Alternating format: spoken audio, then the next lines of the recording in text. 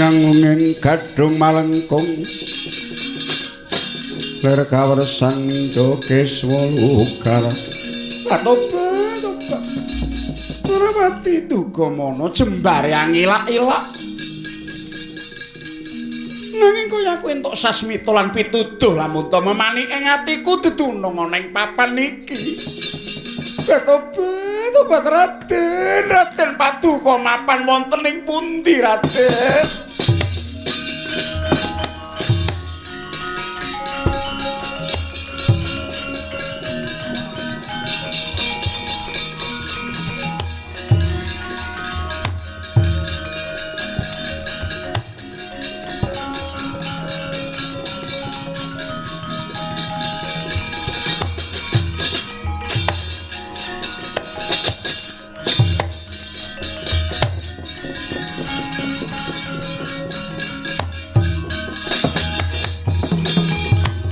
Napa mirah ingsun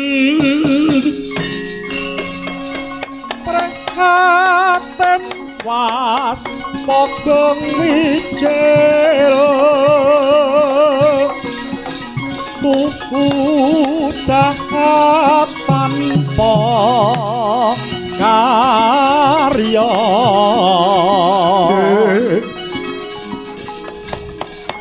sengkang rinemekan Gusti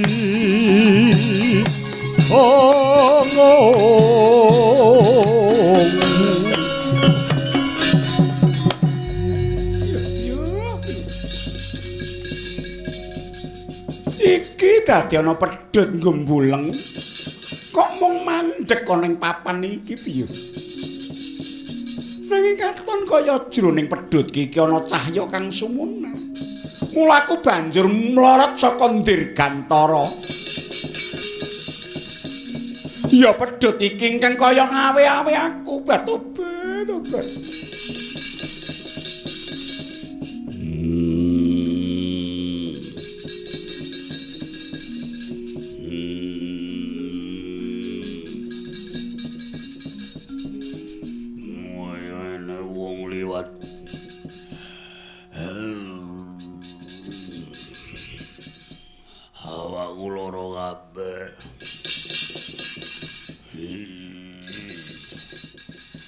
Iki opo iki nyokoti wiwit wingi ora wis-wis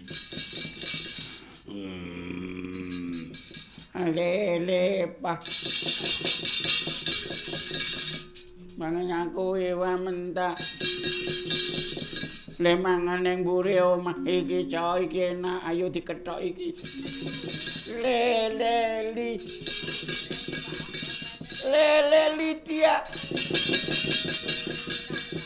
pangan aku iwak pelok iki dikethok wae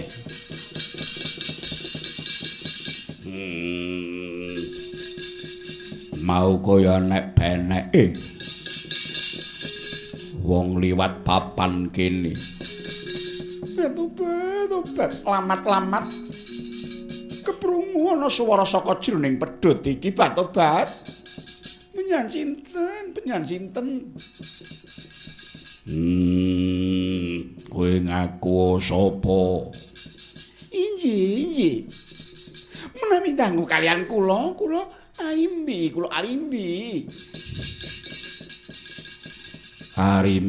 inggih kula ras saking Pringgondani penyan sinten aku Bratasena lumpuh kaya ngene merga ora weruh sangkaning piye ketaman pedhut mawa wisa kaya ngene iki aku yen ora entuk pitulungan mati ana kene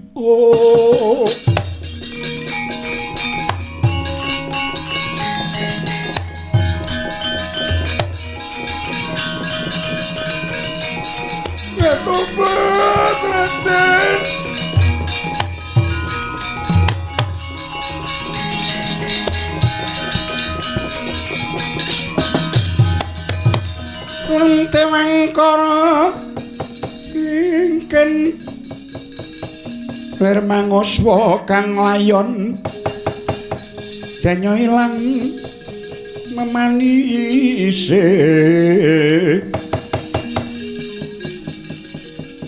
wadananira layu gumeku cemrah maratani oh raden babar pisan boten nginten bilih paduka ingkang kula upaya sakmangke malah katemanan ndang kados mengkaten raden paduka kula waluyaken nggih raden apa kowe bisa aimbi saged raden yen bisa kake aku tulungono atupat raden kula turu ngrencang-rencangi badhe kula udhakaken sedaya kesakitan kula kangge mitulungi paduka raden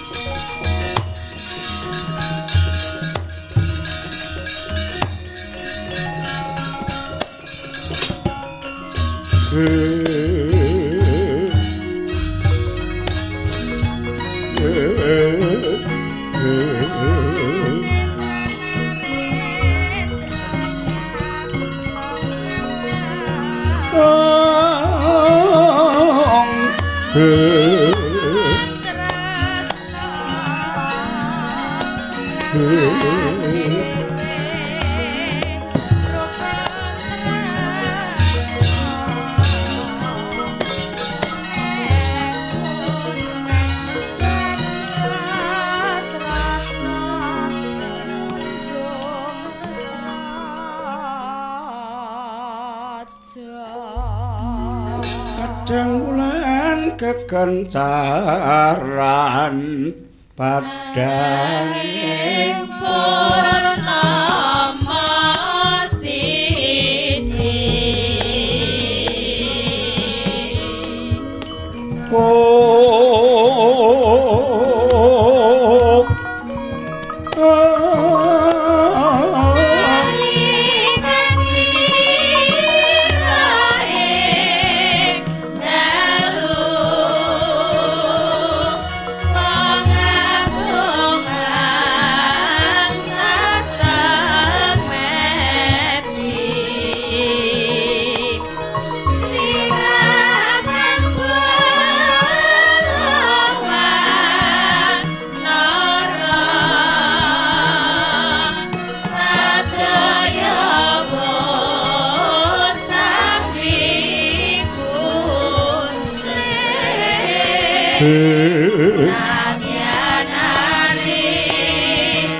Kang samar pamoring suksema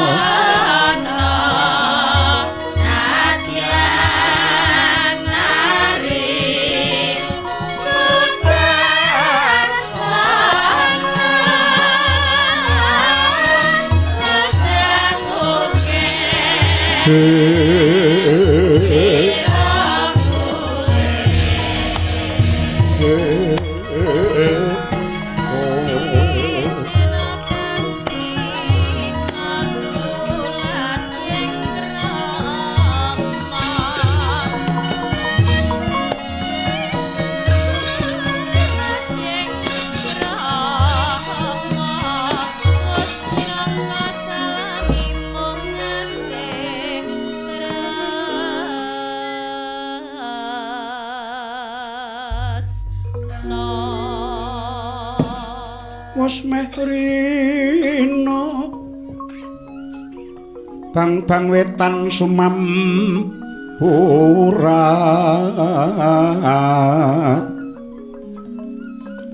sumilak akasa kabyat sang Hyang Surya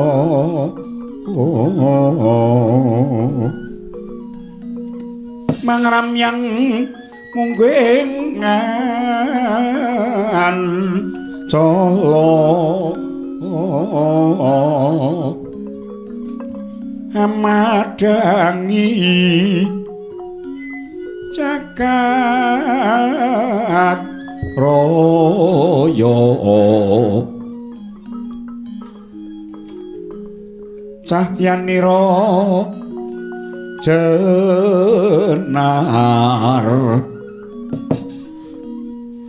esmu nyawos gagatenjang bumrakumara mangraras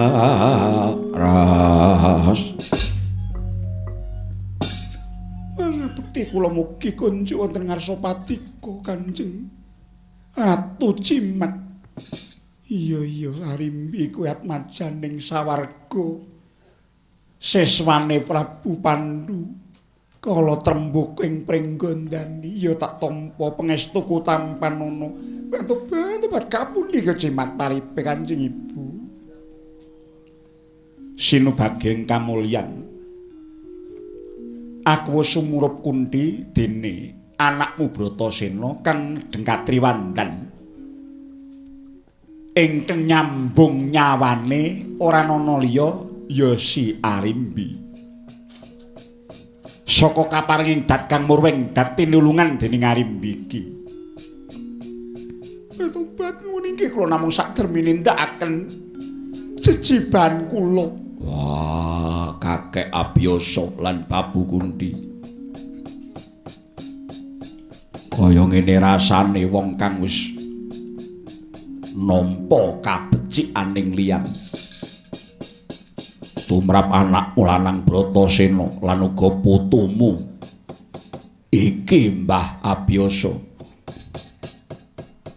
ora ana dalan liya kejaba aku mung kudu manunggalan tetunggalan kelawan Arimbi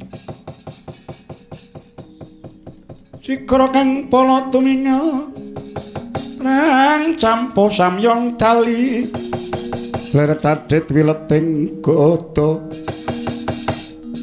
dayang gong mangun sang niti sigra sedakep risang ayu Dewi Kunthi ya Kanjeng Ratu Cimat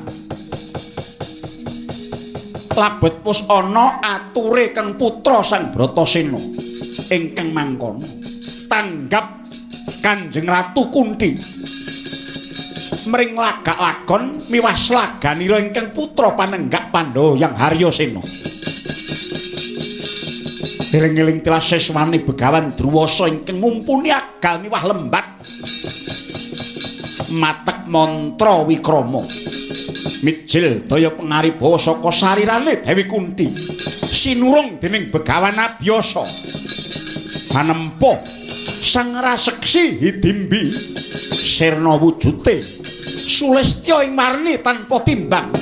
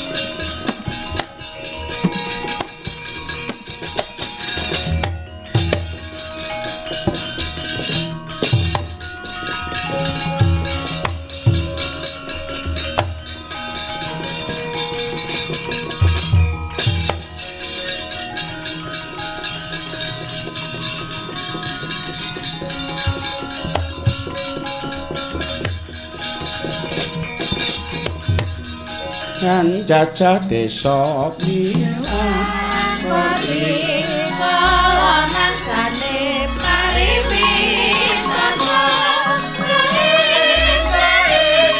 alam nusantara engkang diluhung alas lan gunungku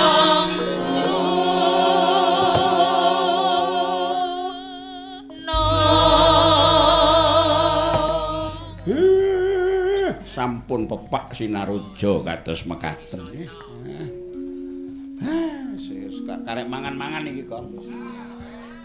Iya. Wis. Mangan. Ya wis. Kaya nggek ning kono kae lho. Ning endi? Ben tau kelales. Lah sing ngetutke sapa? Iki pokoke anggere ditutke penggenter sitok kae. Kuwi mesti anu. Nasibe iki mesti ora muju. Sing ndi to kae lho sing. Oh kae. Ha iya, ditutke wong kae kok wong sak pendopo kok kaliren kabeh. Kok ya kae. Wah, kowe do omong apa? Iki Arimbi kuwi ndekku. Lha iya ya. Wong kene ya urung takon apa-apa nek ndekku. Aja dong ganggu gawe jotos ya.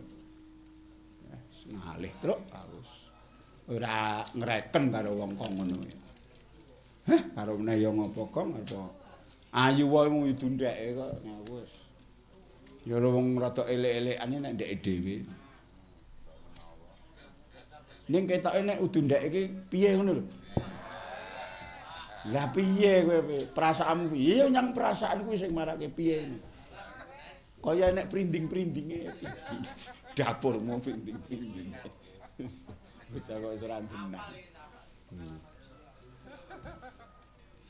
Amargi sawong kaluruk Dewa wis netepake jatuh kramanira nggih Bratasena. Iya. Iki ketoke karo sesuk malah urut nek ngene iki, Gong. Sesuk Banjaran Antareja nek urut nek ngene iki malah. Ora.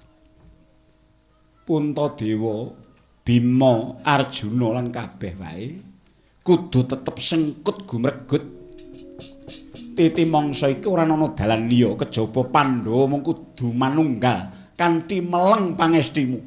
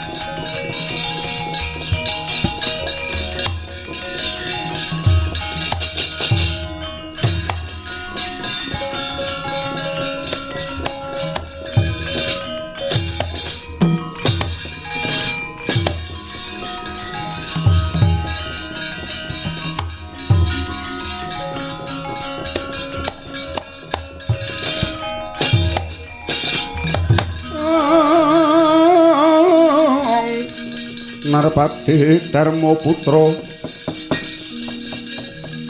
Myang Danan Jaya Yayi Dandun Wacana ana dawuh mopo lan sira Suparta wonten dawuh Koko Prabu alas iki hawane saya panas aku ngungun dening atase Yayi Dandun Wacana kowe narungku titah ingkang gawe rusak nanging kena ngapa ora mbok perjaya.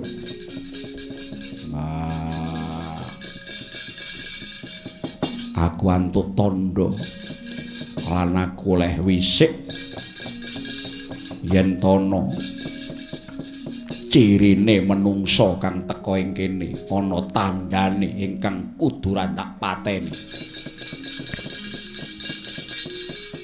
Yen ngono apa jumbuh kelawan keketekipun Kakang coba srantekna sawetara. Tak ulatane, Di.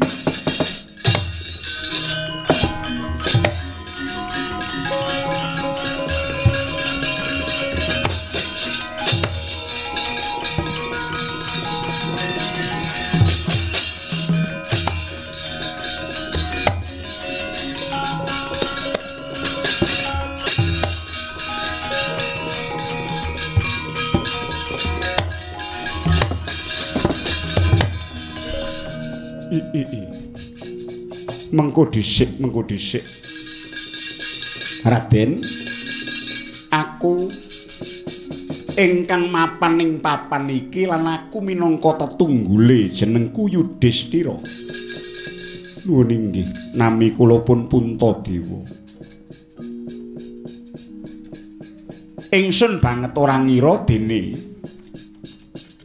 satriya lelima kang dedunung ing kene kang sejatine aku dhewe sumurup yen to kuwi Pandhawa.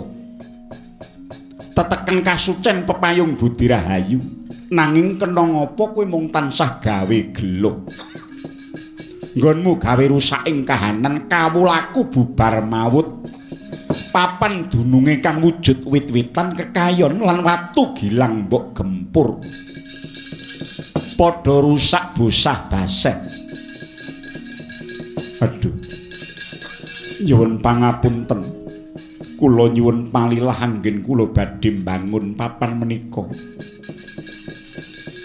Anggen kula mbangun kanthi tatanan ninggal ingkang adhedhasar adil. Woh, ucapmu kuwi jenenge mung ucap sesongaran. Tegese wong kang ngayawara. Ngerti ya? Ingsun sing ngedekake jejeking negaraku iki pirang-pirang puluh taun nggonku budidaya becik ing negara lan mulyaning kawulaku. Tumataning panguripan ning saiki mbok peksa. Kawulaku arep mbok peksa kudu nampa kanyatan kahanan enggal. Tatanan anyar ingkang durung mesti jumbuh kelawan adek-adekku lan para kawulaku kabeh. Kowe wis ngesuk-suk marang katentremaning liyan. Sinuwun. Sampun ngantos klintu ing pandhakwi kula mboten badhe mbibrah pernatan.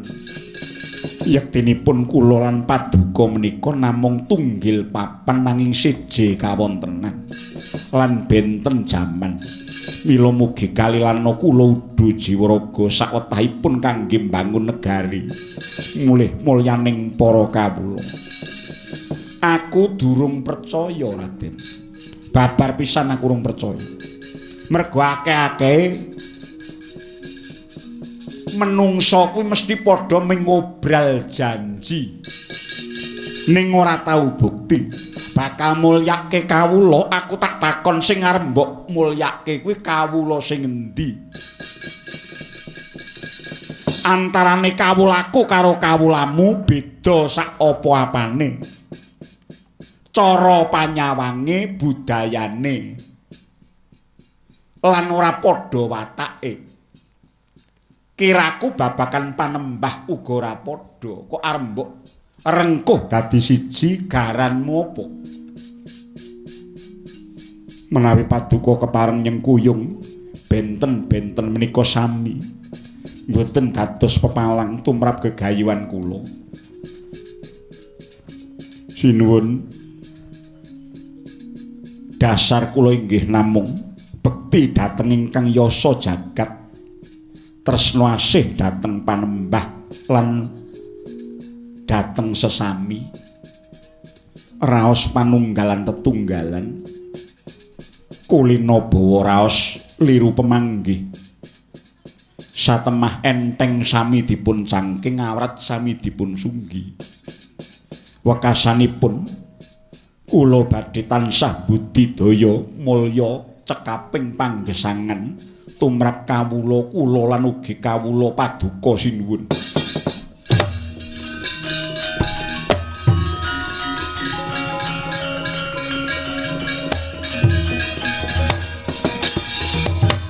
Raden, iya. Yen ngono saiki aku ngandel marang sira. Aku titip nusa bangsa negaraku ingkang ora suwe meneh bakal katon bisa ditonton dening mripat lumrah.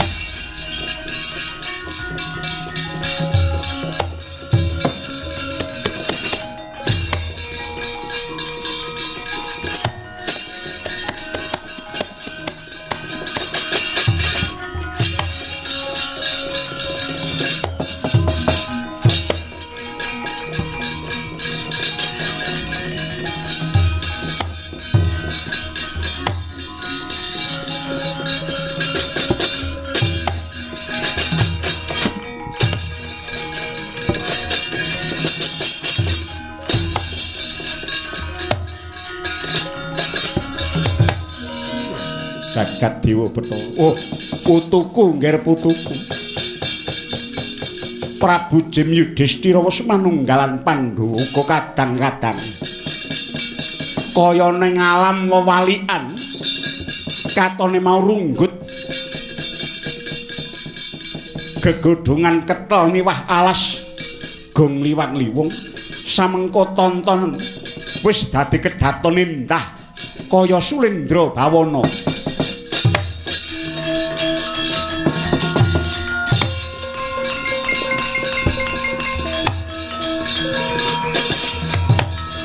Adalah. Nah, setan. Wah, lah kok kabeh padha ambyuk teluk menyang Pandhawa. Ya ora kabeh Jim ki padha penemune. Timbang aku dadi kesete Pandhawa lungguh mingkat kok ki.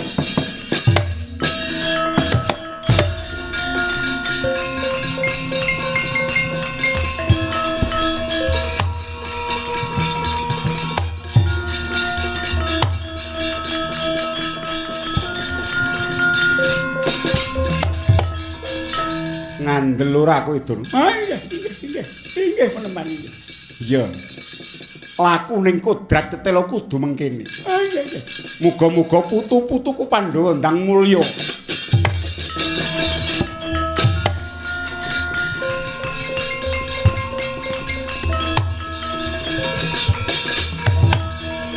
Wah, tiwas kedungsangan mangkat jaranan barang.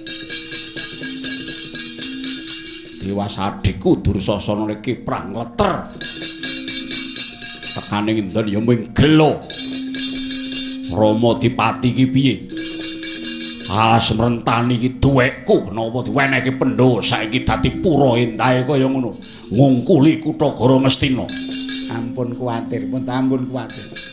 Mboten kuwatir pripun? Kelakon nek Surya kembar mboten badhe nek Sengkuni isih urip mboten badhe sing dadi kleme pun benjing mesti niki dadi kagungan panjenengan.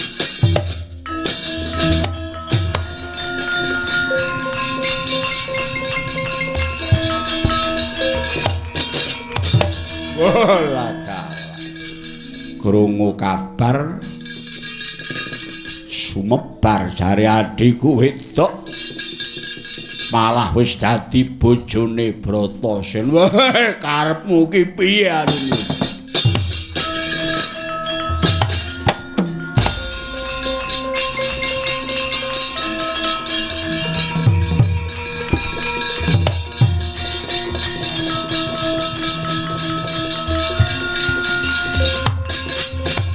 Walah, kowe Bratasena ya. Cakelingan catura prenggondani harimbo aku. Wah, adimu dadi bojoku. Lah kuwi sing aku ora mathuk. Oh. Bah.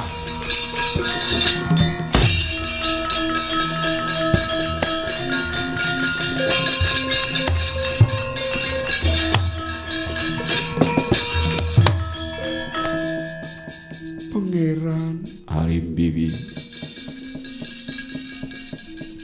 kula ngertos pinggeting manahipun sederek kula Kakang Prabu Harimbo.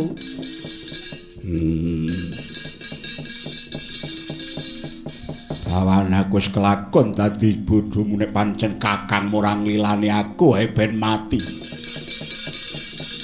Mboten Pangeran.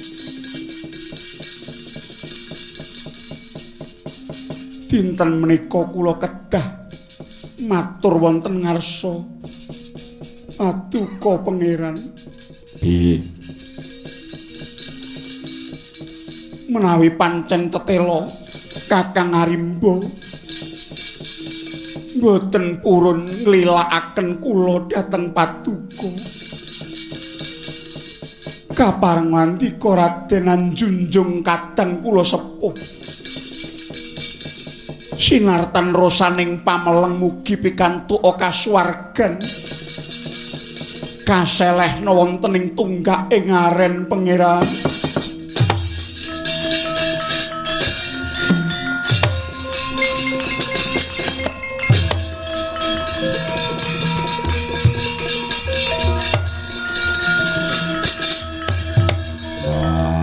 Harimbuh manunggala kawan Pandhawa. Wah, pringgondane karo Ngastina sak ceke urip mungsuhan wah. Lord. Bah.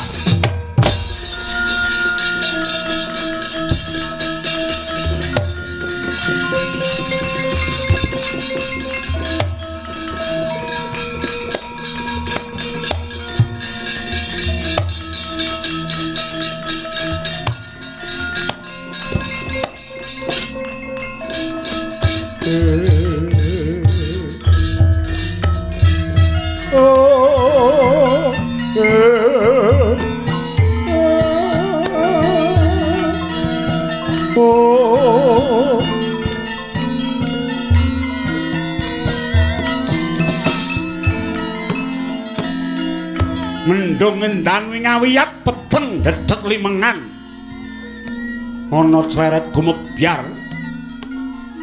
yayah hanyigar Antala dupiri Sang Prabu Kala Harimba wis tinumpaken ing tunggak ing aren sirna margalayu kaya wis nglungguhi marang kodrate sesenggrukan dene Rama nangis nenggih Sang Dewi Arimbi sedaning keng raka mengang mana putri Sang Bratasena datan kuwa ngucap biak padang hanelai amarangi gegana bang sumirat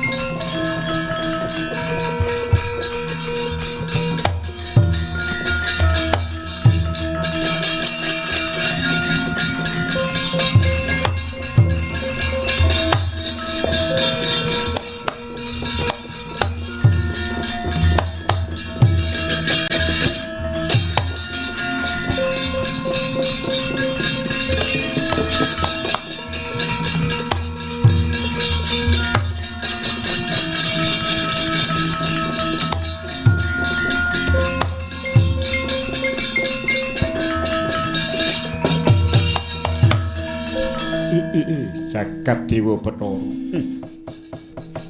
bejo kang tanpa upama kundi kowe saat majamu kabeh ora mung antuk nugra gedhe kedaton kencana Indra Prasta ya Amarta ya negara Batana Kawarsa ya Cintakapura inggih panembahan kejaba saka iku Nugraha Agung wahyuning jodho tumrap anakmu lanang panenggak isi Bratasena inggih panembahan ayo sesanti meminta mring panguwasaning Widi muga-muga kabeh mung tansah condong rasane